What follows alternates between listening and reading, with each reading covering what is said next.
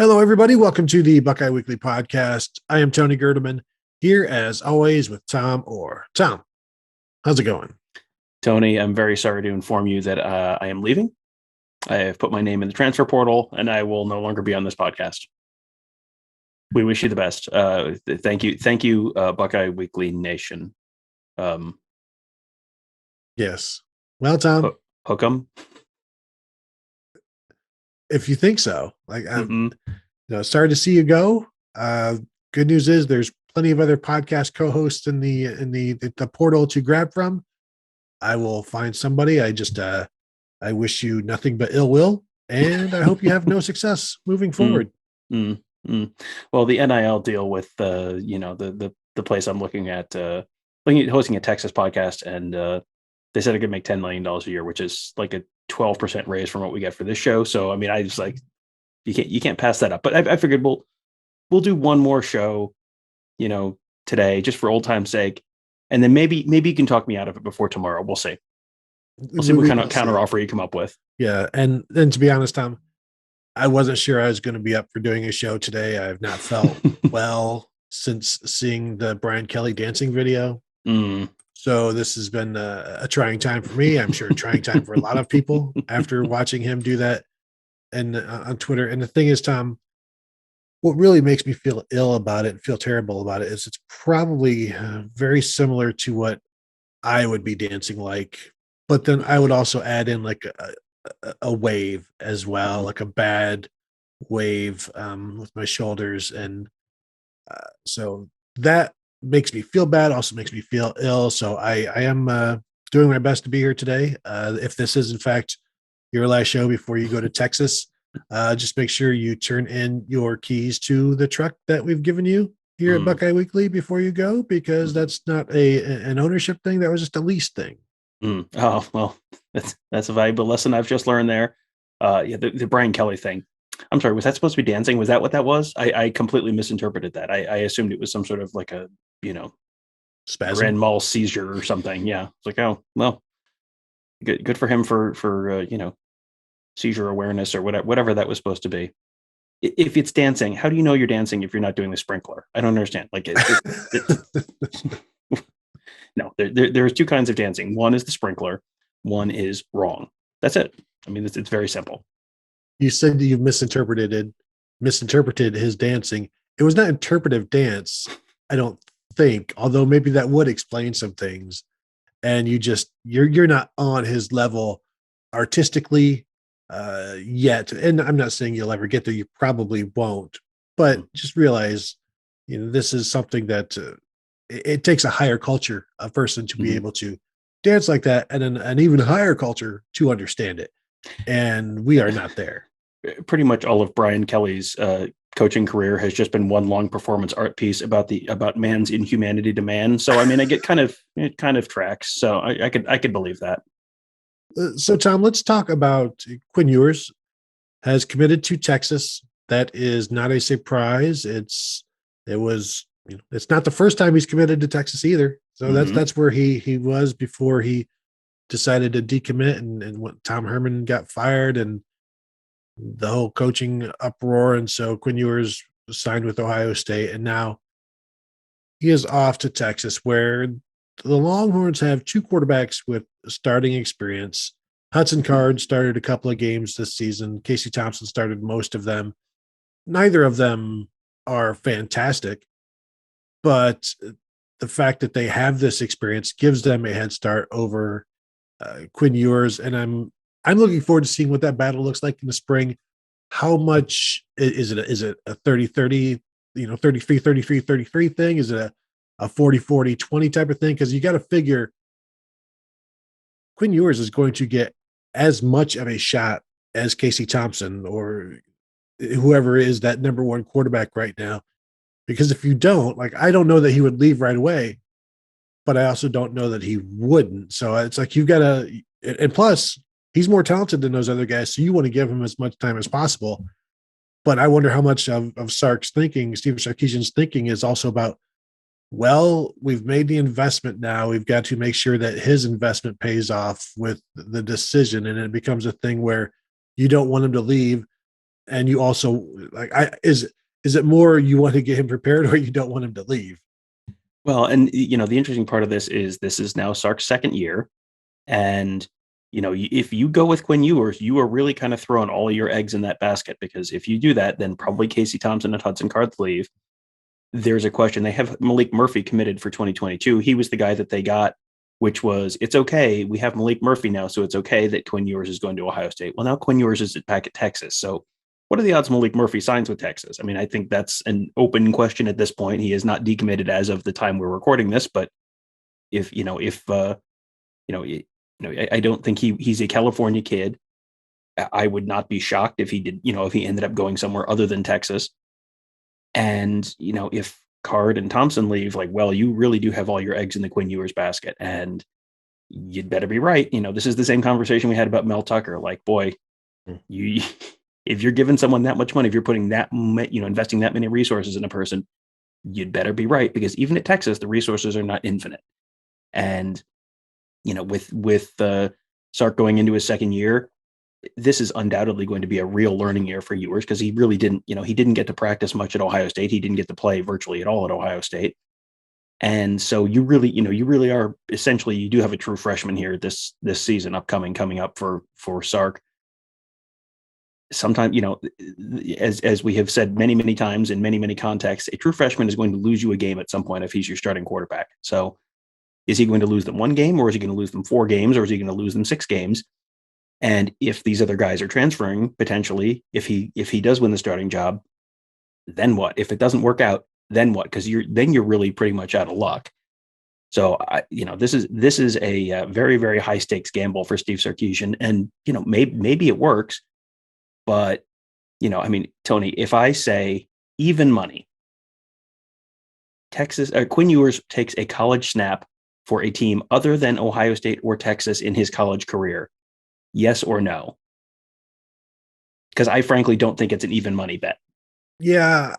Here's the thing. Like, he almost at this point has to stick at Texas, because if he transfers again, what's the reasoning for it? And then he would have to sit out the first year he's available to. Correct. Yeah. So Correct. It's like he can play that. He'd sit out his third year, which would be like the year you'd really want to be playing somewhere. So I feel like I don't think he plays anywhere else.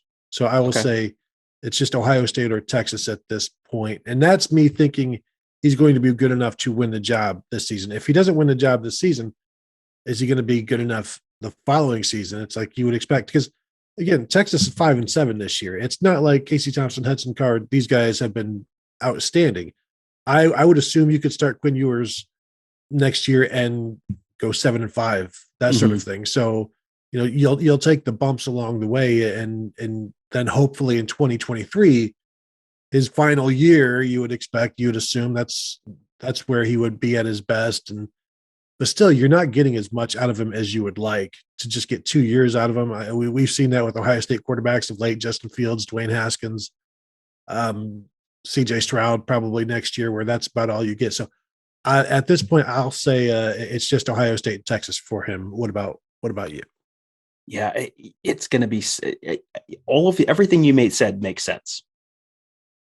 If he doesn't win the starting job this year, or if he loses the starting job at some point this year, I have not seen a ton of patience out of the decision makers in that process that makes me think, well, he'll play the long game. He'll wait, and even if he knows that whoever else is going to be around only for one more year, he'll unless you are absolutely sure that whoever else is ahead of you is gone after that season, if you don't have a clear path to the starting job in 2023, I do wonder if you transfer and you go somewhere you're guaranteed the starting job. Now, was he guaranteed the starting job at Texas? I don't think so. I wouldn't expect that, but you couldn't say no for sure. I mean, Ohio State, you hear people talk about guaranteed the starting job. Like, I never, ever, ever believed that with Ohio State. With Texas, probably not, but I wouldn't 100% say absolutely no chance. But yeah, I don't know. I just, sometimes you get the vibe off of quarterback careers. That's just, I mean, we're going to talk about some of these quarterbacks who also came out of high school very highly touted, and it's just like they've just kind of bounced around from place to place. You hop after 4 months. That's a big red flag to me that like, this might be one of those career hopper quarterbacks who, doesn't ever stick in a place long enough to, really make a lasting impression. Yeah, you mentioned the losing the starting job would be disastrous for Texas at that point. But also, if he's not starting by like week 4 or something like that, does he check out mentally? And is he already like, well, this season's a wash?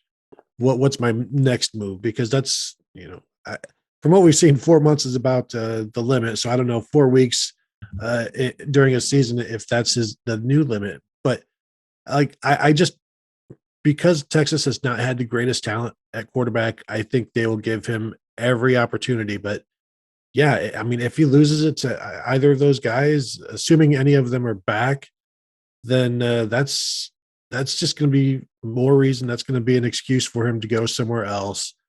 Because what are the agents saying? What's the kombucha company saying? What's the cowboy boot apparel people saying about hey, this is what the deal is right now. But if you could go start for, I don't know, Texas Tech or Oklahoma State or Oklahoma, then it would be this. But he's going all in. Like Texas, you're saying is going all in on him. I think he's going all in on Texas and hoping to.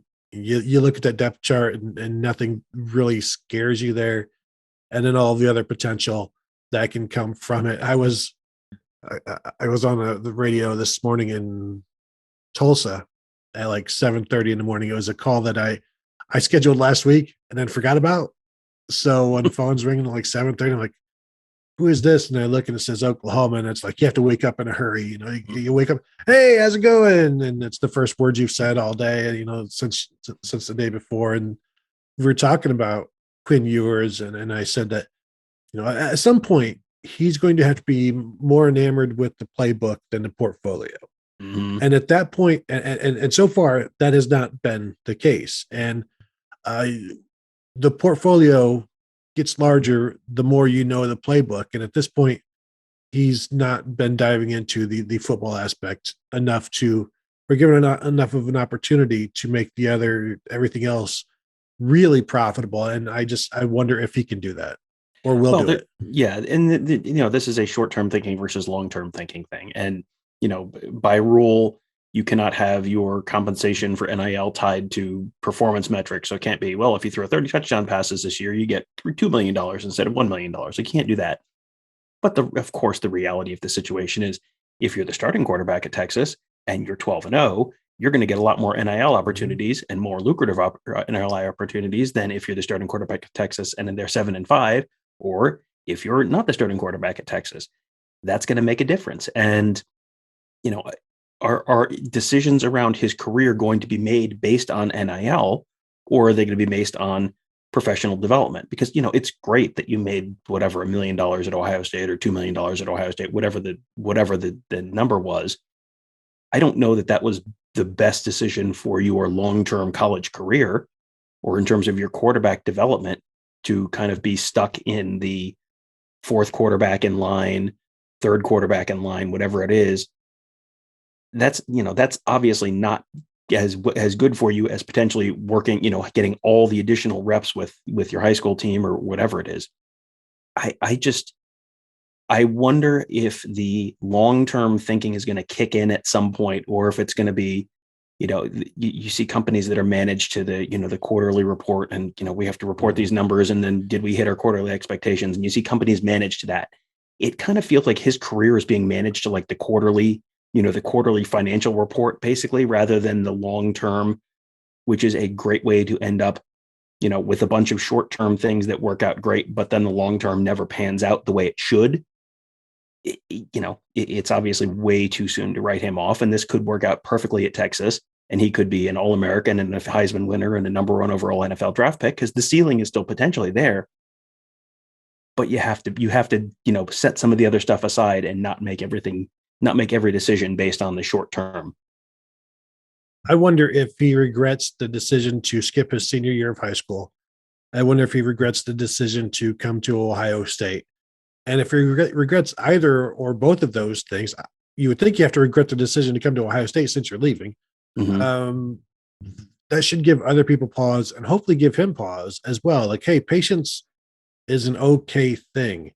You're not going to, people who want something immediately and want to go about ways of getting there so often don't really want to put in the work to get exactly where they could with their potential. And I see people on Twitter this morning saying like, well, he quit on his high school team. He quit on Ohio State. And it's like, well, he didn't quit on his high school team. He enrolled early. Is Sonny Styles quitting on his high school team? I mean, there are different ways of looking at it and presenting it. But I do wonder if he will now, after having these two things that maybe didn't work out perfectly for him, can he then just take a step back and look at it and just allow himself to be patient, while others allow him to be patient, because it's when you're controlled by everybody else that it's really hard to have the self-control needed to go at your own speed.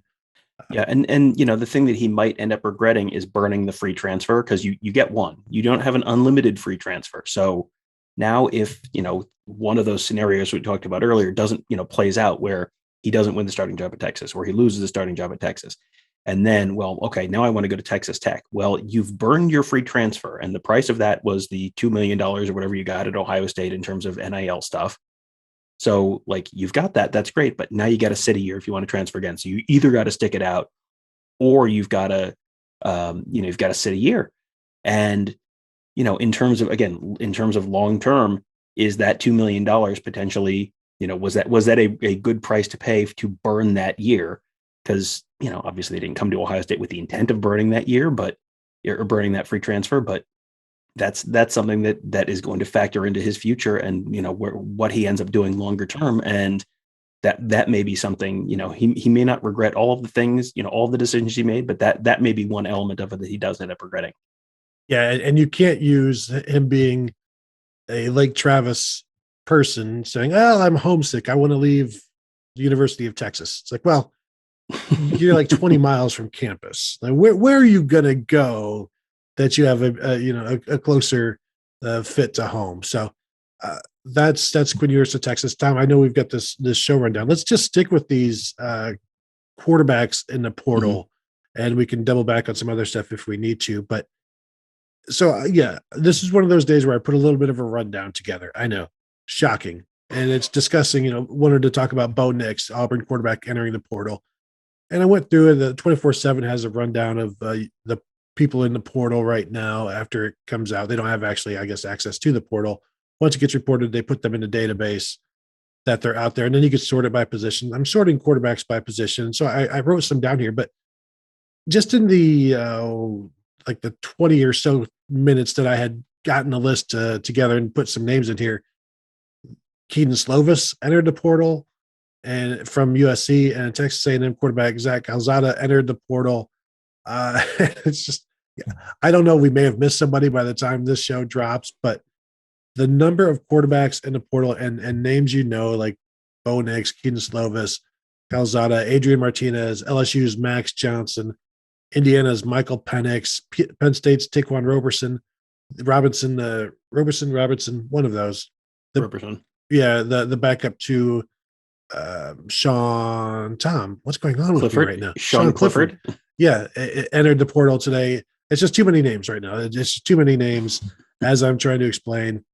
And Ohio State has lost two, as we know, to the portal, but it's further confirmation that I think Ohio State, if they ever get bad in numbers and they need a starter, they're going to be able to find one in the portal. He may not be the best guy, but will probably be a guy good enough to win with. But it's just, it is amazing, because I didn't expect Bo Nix in there. I didn't expect Keaton Slovis.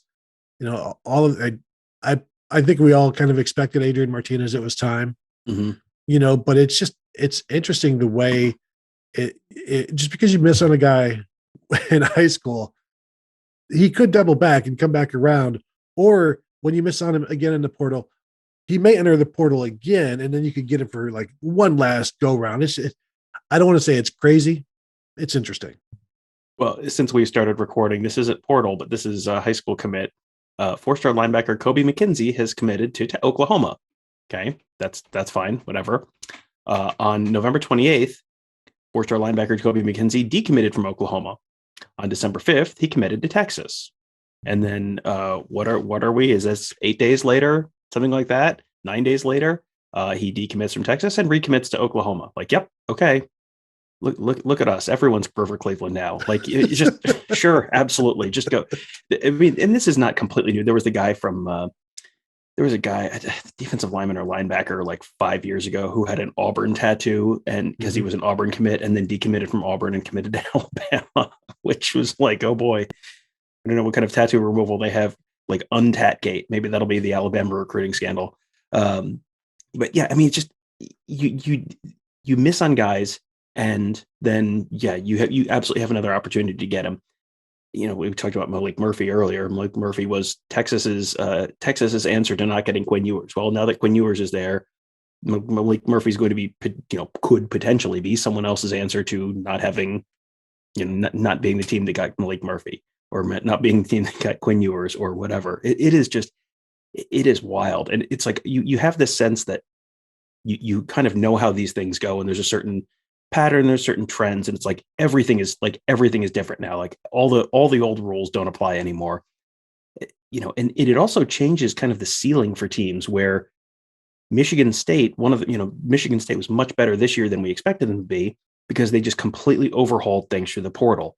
Western Kentucky this year was so much better than they had been in the past, because they brought in not only Houston Baptist offensive coordinator, but also basically imported entirely all of Houston Baptist skill players. Like that, you can completely overhaul your roster very quickly in a way that you didn't used to be able to do. So you can kind of change the ceiling for your program much quicker than you could before. But also, if you do it wrong, you could really hose your program. I mean, you've seen Texas State is sort of my go-to example. Jake Spavital just decided, I'm not going to recruit out of high school, and we're just going to recruit out of the portal. Did not go great this year. So it is this like wild, completely unprecedented time. But yeah, I mean, there's some big names like Max Johnson did not look fantastic this year for LSU, but he looked like a quarterback who could win you some games. Bo Nix was there was another Bo Wallace for Ole Miss about 5-10 years ago. He reminds me so much of Bo Wallace, where it's just like, no, yes, like a lot of those plays, and Keaton Slovis he did a great job at USC for a while, and then lost the job to we were talking before the show, what's his name, Jackson Dart. Yeah. But Keaton Slovis looked like he could be the guy. He chased JT Daniels out of town, and now JT Daniels is potentially could be contributing to Georgia in the playoff. Michael Penix had turned Indiana football into a winner of all things. I mean, there's just a lot. Jack Sears is another name that was in there that was a really highly touted recruit. And sometimes they're what's the kid from Hunter? What's his name from Northwestern? Like from Clemson to Northwestern. Hunter Johnson. Yeah, I was thinking Hunter Thompson. I'm like, nope, that's not it. That's a different guy. That's a different guy. Yes, Fear and Loathing in Evanston. Hunter Johnston. Yeah, sometimes it doesn't work out, but sometimes it does, and it's just kind of like you spin the wheel of portal and you see what prize you end up with. But it gives you the opportunity to overhaul your team pretty dramatically. And we're just talking quarterbacks here, but offensive linemen, defensive linemen, cornerbacks, this is a chance to really overhaul your team. It's like baseball's winter meetings, but in college football all of a sudden. Yeah, and there are very few sure things, as you can just scroll through and look at all of the different quarterbacks, and even non-sure things. But guys, like Dylan Gabriel, UCF is going to UCLA. Jack Miller obviously gone, but Spencer Rattler. Remember Zach Anixtad from Minnesota was the starter before Tanner Morgan. He's not the only Big Ten quarterback leaving. Jack Plummer leaving because Aiden O'Connell is back again for his 6th year, and Deuce Hogan, Iowa quarterback. So it's not just Ohio State. It's not just LSU. Of course, Adrian Martinez, like everybody. Clemson's backup quarterback is in the portal. So it's it is the entire portal. We've said this before. It's the new junior college. It's a different junior college. And we saw Bill Snyder build up a Kansas State program by using the junior college ranks. You mentioned the Texas State thing. It's like that is some college basketball programs are only doing the portal, and I think that's okay for college basketball. I think you still need more. You need to use the high schools, especially if you're in Texas. Like Texas State, to ignore Texas high school seems a little foolish to me. But you're kind of, I think you're just trying to cash in and then win for a couple of seasons and then go coach somewhere else bigger than Texas State. And so you're kind of selling out the program for your own benefit there. But just the numbers overall, and it's wild, and it's not going to change. I don't think. I think maybe we could slow some stuff down if you get rid of the December signing period, and that would just slow a portion of the season down in terms of the coaching and things like that. I don't know if that's going to happen. And I did want to touch on the number of transfers. I wrote about it the other day, and because people were asking like, what's going on at Ohio State? Everybody's like rats leaving a sinking ship, and they've had 4 transfers since the start of November. 6 since the start of the season. I'm not counting Amir Reap in any of that because he wasn't really on a team, but he has also entered the portal. The 4 transfers for Ohio State since the start or since November is below the average. The Big Ten average that right now is like 5.2. The 6 since the start of the season is below the Big Ten average of 7. So it's going to get larger though, but the average is going to grow as well. This Ohio State's not going to just end up with 6 transfers. More will enter, but so that's going to be the case for everybody else too. Like right now, Michigan has had 1 transfer this season.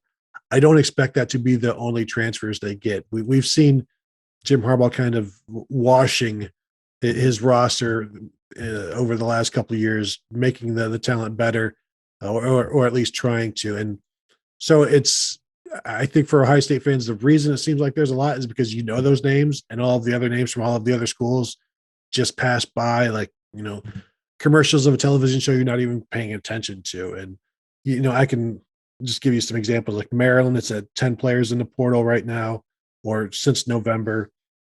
Indiana, 14 or 12 or 14 players in the portal. Alabama has had 4 since the start of November, and since the start of the season. Clemson has had 8 since the start of the season. Texas 9 since the start of the season. So those are other big time programs. Some of those with the coaching changes you would expect more right now. Texas, like I said, has 9, but that's their coaching change happened a year ago. Oklahoma has 7. That maybe there will be more. And frankly, I put this list together a couple of days ago. It's not going to be accurate right now because I'm telling you, I was putting this list together a couple of days ago. Then I went to look at it the next day. I'm like, well, Indiana's had another. Illinois had somebody. Minnesota had somebody. It's just it's an entire beat in and of itself right now. Yeah, it's like watching the COVID numbers on the dashboard in like the spring of 2020. It was like you'd look and it was like, oh, now there's 500 more all of a sudden. It was just bizarre. But you mentioned Michigan has only 1. But it's like, well, Michigan, what a absolute model of program stability. And guess how many they lost last offseason? And this article's from May of 2021, so there may have been others after that. But 16 players in the transfer portal after last season. Which, if you're going to play for the college football playoff, why would you transfer now? Like, why wouldn't you stick around and see if you can get yourself a national championship rank like that? That we'll see where everyone is after January, after February, all that kind of stuff. I do wonder if this is an irreversible trend, because it feels like with some of the NIL stuff, with some of the transfer portal stuff, I think you're going to see some cautionary tales where all of a sudden, everyone is going face first into everything right now because it's brand new. When you start to see some of the things that don't work out, when you start to hear that, because you look at the numbers and it's like there are more kids in the portal than there are spots available. So there's going to be a lot of people who go into the portal and never come out, and they're just stuck in limbo, and then they're done. Like, I think you're going to start to see and hear more of those stories. and eventually it's going to sort of stabilize somewhere. Not, we may not be done with the upward trajectory right now, but I do think at some point it stabilizes and maybe even starts dropping a little bit because, for every guy that, for every Joe Burrow that you hear about, for every Jameson Williams you hear about, there are other guys who leave Ohio State and I don't know that they land anywhere. Mm-hmm. And, that's probably even more true at lower level programs where, if you have the Ohio State seal of approval that, the Ohio State recruited you, that probably means you're good enough to play at a MAC school. You're good enough to play at a Sunbelt school, whatever, almost regardless. And you see Ohio State walk-on transfers transferring to FCS schools and doing, playing places like that.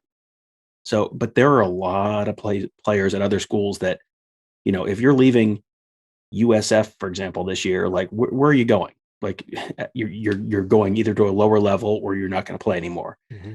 I do think this sort of stabilizes because then if those roster spots aren't opening up, there's fewer places for other guys to come in and, for other guys in the portal to land. So I do wonder if that stabilizes a little bit in the future. Yeah. Cause you got to remember the players that leave through graduation are replaced through high school. Mm-hmm. Now the players who then enter the portal, like can also be replaced through high school. Like that's, that ability is there. I believe the number I've heard is 2/3 of the players that enter the portal in the FBS don't end up anywhere. Or I'm sorry, 1/3 of the players that enter the portal don't end up anywhere. It's 2/3 in like Division II and Division III where they enter the portal and you never see them again. And you would understand because generally you're transferring down a level and there's no more down. And you've got guys coming from up a level down to Division II, Division III to play and taking those spots. And, so there's just not a lot there. And, the old adage that the grass isn't always greener. I do agree with you, Tom, that I think the more it gets talked about players being left out in the cold will be an opportunity for players, prospective portal enterers to see that and be like, well, maybe that's not for me. But also if it's guys that coaches, college coaches aren't like terribly sad to see go, mm-hmm. they're going to encourage them. Well, yeah, might find it. Go look for playing time, go be happy somewhere else. And again, I talked about this a couple of weeks ago where it used to be over signing and the coaches were terrible for the roster management. Now it's like that we've turned this around to empowering the players to do the exact same thing, to like cut their own heads off so the coach wouldn't have to do it for them. And I don't know that things are any better. It's better for some players, but I don't know how much better the situation is overall in terms of like coaches are still able to get rid of guys. And it's seen as, look at that person taking control of their own self by finding another school to go to. Yeah, it's this is a brave new world. And I think by and large, it has been good for players, but there is no hard and fast, everything is perfect here. Like everything is going to go exactly right for everyone. A little more freedom of movement is probably not a bad thing for college players. You look at coaches moving around and it's just like you think about like Brian Kelly leaving Notre Dame or Lincoln Riley leaving Oklahoma. And if you were someone who came to that school for that coach, then Tony's doing the Brian Kelly dance again. And my brain is just like short circuiting right now. If you were someone who came to that school for that coach, I mean, they tell you don't come for commit to a program, not to a coach. But Mike Weber coming to Ohio State for Stan Drayton, and then Stan Drayton leaves right after signing day, and Mike Weber's like, "Well, I'm stuck. Sign my thing. Sorry." It is good that players have the opportunity to move, but that doesn't mean you should not be stuck. You should not be a hostage at a school. You should not be stuck somewhere just because someone changed their mind later. It's a good thing that they have this opportunity, but that doesn't mean just because on the whole it's a good thing does not mean that everyone's going to use it, in a way that is ultimately beneficial to them. No, definitely not. I think that will do it for today, Tom. You have anything else that you would like to talk about before we go? No, because we have a million more shows we're going to do this week. So there's lots of other time to talk about all the other stuff. I am looking forward to that. It is signing day week. Wednesday is signing day.